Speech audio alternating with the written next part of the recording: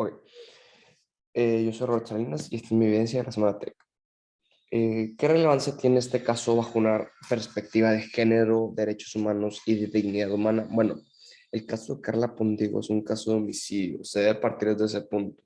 El homicidio es un delito contra la vida humana, en el que una persona le retira la vida a otra persona. Este delito, en su esencia, va en contra por sí solo de los derechos humanos y la dignidad humana.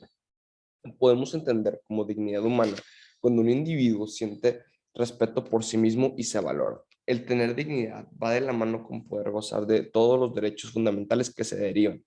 De la misma forma, en este caso no solo se presentó un caso de homicidio, sino que se presentó un caso de impunidad, en donde se presentaron fallas al momento de encarar el juicio, el proceso penal y el proceso de evidencias.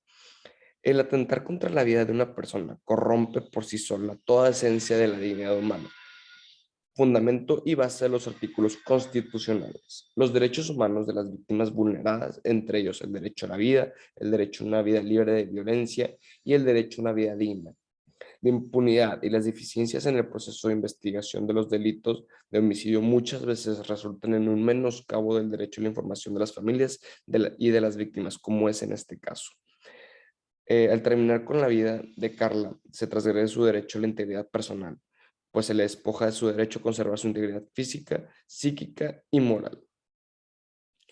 Esta problemática se ve influenciada directamente por la corrupción e impunidad que limitan el derecho a protestar justicia plasmado en el artículo 17 de la Constitución Política de los Estados Unidos Mexicanos y el derecho al libre acceso a información mencionado en el artículo 6 de esta misma fuente de derecho. Desde el punto de vista de la ética, siempre que haya impunidad o un caso donde no se hayan seguido las normas policiales y forenses de forma adecuada, se debe analizar desde un punto de vista de la ética, ya que alguien se debe estar beneficiando al de realizar mal los procesos a costa del dolor ajeno. Las principales acciones que generaron fallas institucionales son las siguientes cinco: no informar a las familias de los derechos como víctimas, no reconocer el carácter de la víctima, no brindar la información adecuada a la familia, la negativa de interrogar testigos que ya habían declarado y la omisión de informar de las pruebas solicitadas a los de criminalística. Es importante aclarar que dentro de la sentencia hubo otras fallas institucionales. Sin embargo, se consideró que las anteriores fueron las principales. Los derechos humanos vulnerados en este caso son dos. Al ser un caso de homicidio y un caso de omisión por parte del gobierno, es pertinente mencionar que los principales derechos humanos violados fueron: el primero es que toda persona tiene derecho a un recurso efectivo ante tribunales nacionales competentes que le ampare contra actos que violen sus derechos fundamentales reconocidos por la Constitución o por la ley. Este derecho se corrompió ya que los funcionarios públicos no hicieron una denuncia sobre los derechos humanos que se violaron en el proceso. De la misma manera, se corrompió el derecho a no informar a las familias de lo acontecido y el deber de confidencialidad propuesto para el manejo de la información en este tipo de casos en particular. El segundo derecho vulnerado es que todo individuo tiene derecho a la vida, a la libertad y a la seguridad personal. En este caso se corrompió el derecho ya que fue un atentado directo contra la vida humana, fue un asesinato, ya que un sujeto le retiró la vida a Carla. El primer derecho se deriva totalmente de la parte del caso donde nacen todas las fallas constitucionales, todas las fallas al momento de procesar este caso y en general todas las discrepancias relacionadas a la investigación policial y forense. Para reparar los derechos humanos vulnerados, de acuerdo con el artículo 20 constitucional, a través de procesos penales, las víctimas del delito son sujetas a la reparación de daño, la cual supondría restitución, rehabilitación, compensación, satisfacción y garantías de no repetición. En este caso, se realizó un juicio de amparo para poder hacer valer que se violaron las reparaciones de los derechos humanos, buscando que se reparen los mismos.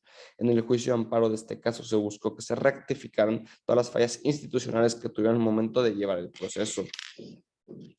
¿Qué podría hacer el Estado para que no se repitan estas situaciones? Bueno, lamentablemente en este caso las fallas institucionales fueron en todos los niveles, por lo que para poder rectificarlas sería necesaria una capacitación completa de todos los procesos, mientras que de la misma forma se tendría que incentivar a las personas que trabajan dentro de las mismas instituciones a hacer bien su trabajo, ya que este impacta directamente a la vida y la salud mental de otras personas. El aprendizaje personal que me dejó el caso de Carla Pontijo En lo personal, solo resaltó el problema que ya sabía que existía en este país. Resaltó el problema de impunidad, de corrupción y de fallas institucionales, falta de capacidad y todo lo relacionado a la vulnerabilidad organizacional de las instituciones en México. Lamentablemente, en nuestro país existen millones de personas que han sufrido a causa de esta vulnerabilidad organizacional. Y la verdad es que me duele mucho esta situación en México. Otro aprendizaje clave que me llevo de este caso es que como en lo personal yo no estudio derecho, no estoy relacionado con nada que tiene que ver con leyes, para mí esta clase fue un reto muy duro, ya que yo no entendía mucho, por ejemplo, yo no sabía antes de este caso que era una sentencia. Entonces yo aprendí que qué puedo llegar a hacer en el caso de que se presente un caso similar a mí o a un familiar. Ya tengo una noción de qué es lo que se hace durante este proceso. Muchísimas gracias.